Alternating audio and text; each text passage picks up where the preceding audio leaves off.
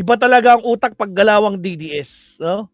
Sabi ko sa inyo, hirap na hirap silang baligtadin ang katotohanan, 'di ba? Pero nahuhuli sa sariling mantika, 'di ba? Tapos ngayon sasabihin mo si Attorney Claire making herself fool? Really? Oy, hindi ko pinagtatanggol sa Attorney Claire, pero so far, mga kapsatan, lahat ng sinasabi ni Attorney Claire may resibo. Hindi lang daktak. Ito, yung resibo nito, naglabas nga, sige, naglabas ng resibo, palpak pa. Kasi yung buhay, yung patay, binuhay. Ng kamote. O sige, tuloy natin ito, anak ng kamote. Putragis, wala pa tayo sa kalahati ng video. O sige, tuloy. Yusek Claire Castro will make a fool of herself because Secretary Vince and many others will confirm the authenticity of the files that I've uploaded. Secretary Vince can authenticate. Hindi nga niya in-authenticate, di ba? Yan na naman, sablay ka na naman dyan. Agoy! Naka po. O, sige tuloy. Gawa, kwento-kwento mo talaga. Copy, sir. Thank you po. Sige tuloy. Anak ng kamote. Guys, nasa main topic pa lang. Sir, you mentioned about the call last October during the press call. We were there.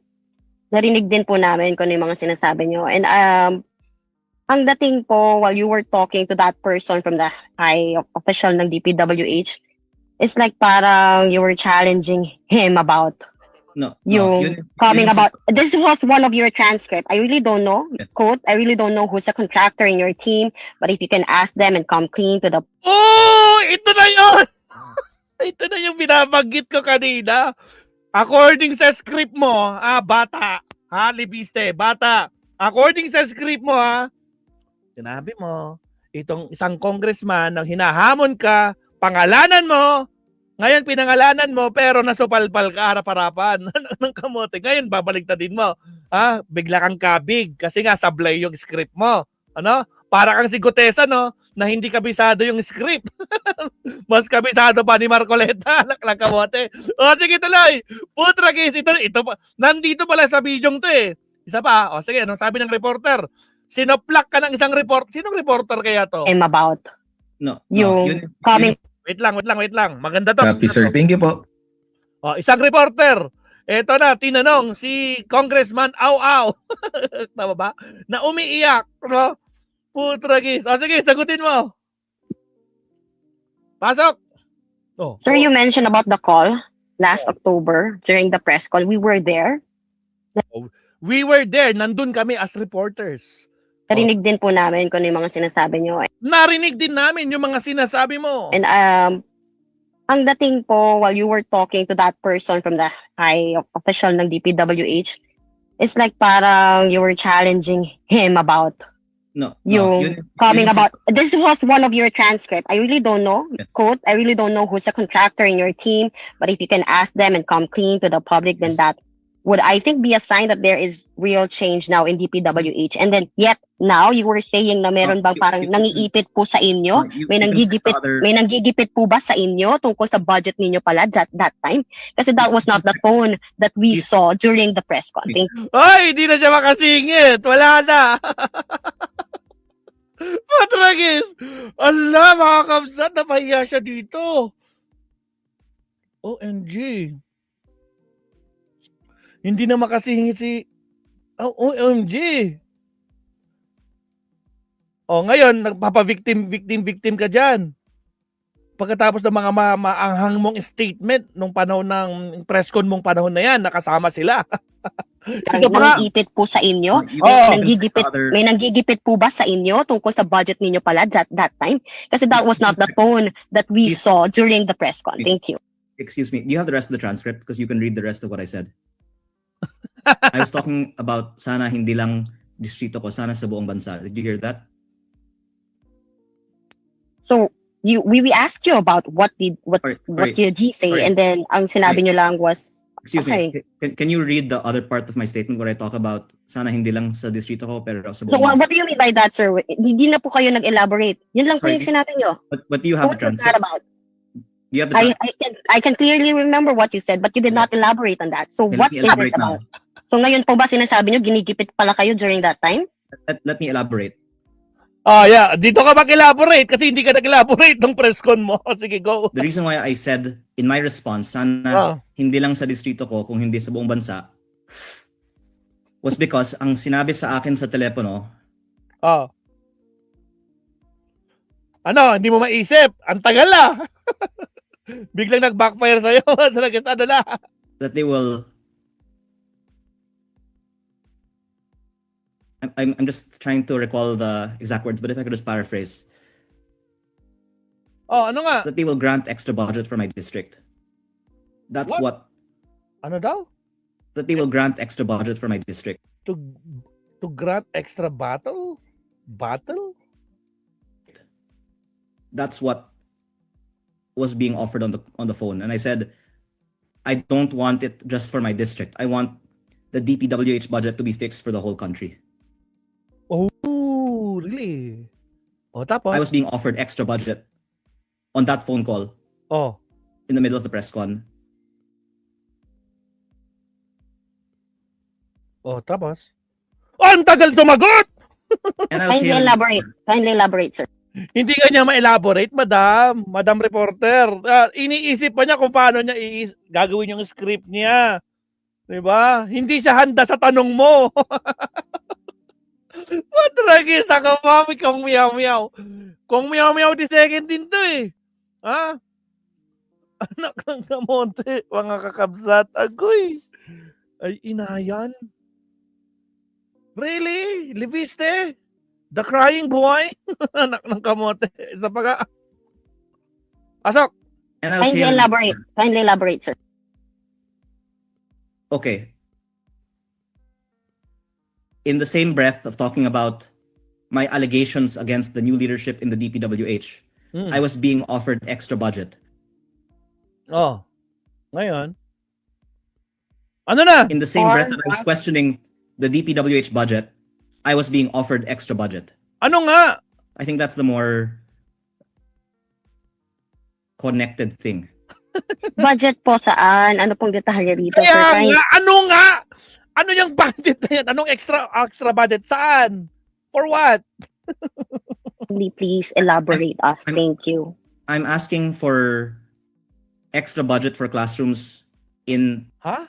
You're asking for extra budget for classroom. Ikaw yung nag-ask. You are asking extra budget for classroom. Tapos sasabihin mo galing sa DPWH silang nagbigay ng extra. Sino ba talaga totoo? Ikaw ang nag-ask o yung DPWH ang nag-ask? Ngayon, paano mo patutunayan? 'Di ba? O sinasabi mo 'yan. Ang tanong, how can you prove your statements? Eh dito pa lang uutal-utal ka na, anak ka ng kamote. Dito pa lang uutal-utal ka na, Sir Tony, shout out. Uy, magandang tanghali po, no? Magandang tanghali. Dan Zenan, may kalam shout out. Nako po. Sige, tuloy. Oh, bali. Tuloy. the first district of Batangas. And on the phone, I was told, we will give you extra budget for your district. Okay. Oh, tapos, If you read between the lines, that means read between the lines pala to. O, sige, haka-haka na naman. Oh. you don't question our budget and we'll give you your budget. Ooh. Tapos, That's what I'm saying.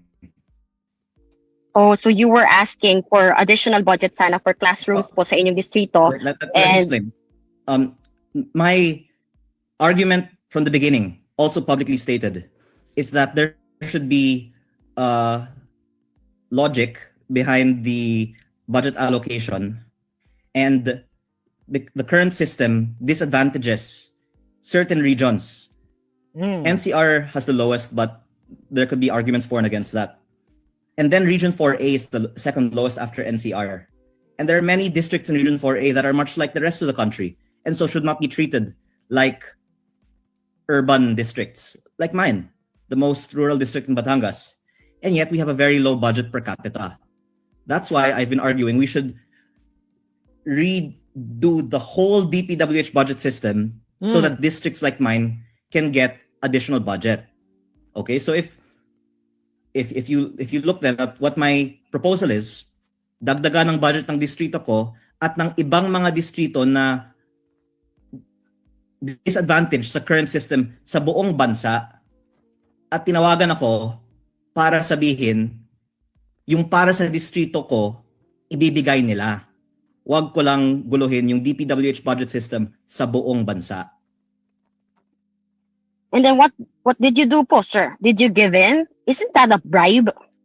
Exactly, and that's why tuloy-tuloy akong nagka-question pa sa DPWH budget system sa buong bansa. At yung matatamaan dito, yung mga lugar na maraming parking ng mga contractors. Because big parts of this DPWH budget have been going to places that are not even highly populated.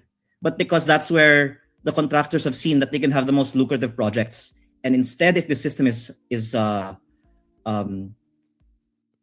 applied, then it will instead go to districts or areas even that need them and not necessarily where the contractors can make the biggest profit. So the fact that I am continuing to question the DPWH budget system is me showing na hindi ako mabibili ng anumang budget. Okay, so hindi po nadagdagan yung budget niyo para sa classroom? Hindi, nadagdagan. Ako po ay nagpapasalamat. Dahil yun po ay para sa mga mamamayan ng aking distrito. Kaya ko sinasabi, dapat bawasan ito, bawasan yan, para magkaroon ng additional fiscal space para madagdagan ang mga budgets na matagal nang hindi ina-allocate. Matagal ko nang sinasabi, the reason we have a classroom shortage is because there is lower kickbacks in classrooms. Sir, nadagdagan, I have to cut you, sorry, nadagdagan pala yung budget niyo for classroom. So, paano po yung naging compromise? Kaya po ba hindi niyo po nailabas agad itong sinasabi niyo pong DPWH budget? Hindi, kasi kung mapansin nyo, hindi ko tinigilan ng DPWH linggo-linggo. Kaya ako po ay nagpapasalamat na kahit na tuloy-tuloy akong nagque-question sa DPWH, hindi so far binawasan ang budget ng aking distrito. Oh, hindi na pala nabawasan. Anong pinaproblema mo? If anyone will tell me that I've gone easy on DPWH, then actually I'm thankful because I'd like DPWH to appreciate na naging mabait ako sa kanila. Pero I think others can say, oh, it's good actually that DPWH is still is not slashing Leandro's budget despite him questioning the whole budget. So, sir, magkano na po yung naidagdag in total na ng budget for your classrooms, no? Sa inyong distrito. Yeah, okay, thanks. I'll take this opportunity to what? disclose. Ang tagal! Ano? Tagal lang script mo ah. Oh, nakat pa. I can't Get what? give a precise number because Okay. I was planning to actually publish the GAA of my district once it's approved. But the amendments that I'm making for the DPWH budget, by the way, Putra guys, ang tagal naman ito. Hindi pa matapos. Ilang minutes pa ba to? 12, 15, matagal-tagal pa. 2 minutes, 3 I also posted this on Facebook. The price of the roads in my district I reduced, and I also canceled some roads by 616 million pesos. Yung sinasabi ng DPWH na hindi magawa, in-apply ko yung adjusted prices na hindi ginawa sa buong bansa sa roads ng aking distrito. May savings ng 616 million pesos. So, mula sa savings ng binawasan ng mga roads, inilipat sa classrooms. Kaya may karagdagang ding budget para sa classroom sa aking distrito. Mukhang wala na, Putragis. Hindi niya nasagot yung tanong ng reporter, mga kabsat. Putragis, ako pa. Iniipit ka ba? Congressman Libiste, nawak ilabas yan. Nilabas mo, pero ano nangyari? Naglabas ka nga ng mga files mo, no? Cabral files na pinag-ayabang mo. Pero bakit may mga patay na binuhay sa files na nilabas mo? Paano mo ipapaliwanag yung facts nun na matagal na silang patay, 2022 pang patay, Yung isa, 2023 pang patay na mga congressman. Pero nasa listahan ng 2025. Paano mo ipapaliwanag yun? Paano? Ulitin natin. O baka sabihin nyo, fake news. O pakita natin. Mga pulpol kayo lang, mga garapata kayo. O saan na yun? Pakita ko sa inyo yung anak ng kamote talaga, oo. O pati si Badong, putra. Ito, patay na nung 2022. Tapos nasa GAA. 2022, April 29. Tapos nasa GAA. Yan Mirasol. Paano ipapaliwanag yan? Ikaw ang naglabas dito, Anak ka ng kamote, oo. Hindi ka ba na-briefing ng nanay mo? Tragis. Ito pa. Ito, patay na to. Matagal nang patay ito. Hagerdon. 3rd District, 2023. Bakit nasa listahan mo? Yan, Palawan. 1st District, Edgardo Ingay. Salvame. Meron siyang insertion ng 2025. Sino pinaglolo ko mo? Bata. Putragis, mga kapsat. Ako po. Okay na tayo dito. Mag-subtopic na tayo, Putragis. Pero syempre, hindi tayo lalayo. No? Puntahan natin sa Attorney Claire, mga kapsat. Putragis. Shout out! May sinasabi, may nabasa ako dito. Basahin ko lang, May nabasa ako dito. Comment ni Sir Tony. Hindi, bago pa yan. Confirm, mga kakabsat. Buhay si Cabral. Pinaglolo ko tayo ni Rimulya. Really? Sir Tony, pasend nga ako ng link nga nito. Galing ni General Torre dito sa Bulacan. Galing dito si General Torre sa Bulacan. Ibinunyag siya sa mga ibinunyag siya sa mga gobernador.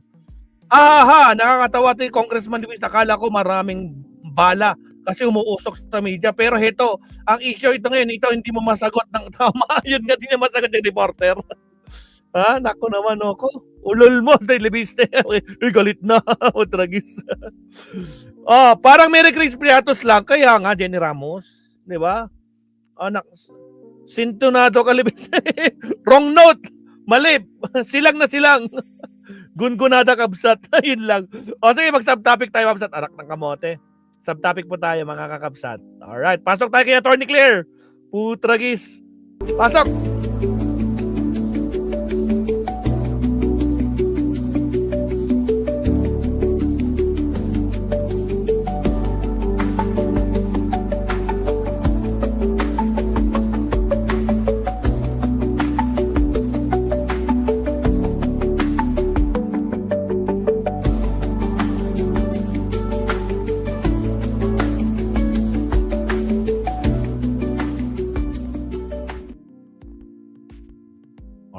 Mega love shot, guys. Nandito tayo kay Attorney Claire. Bisitahin natin namimiss ko sa dami.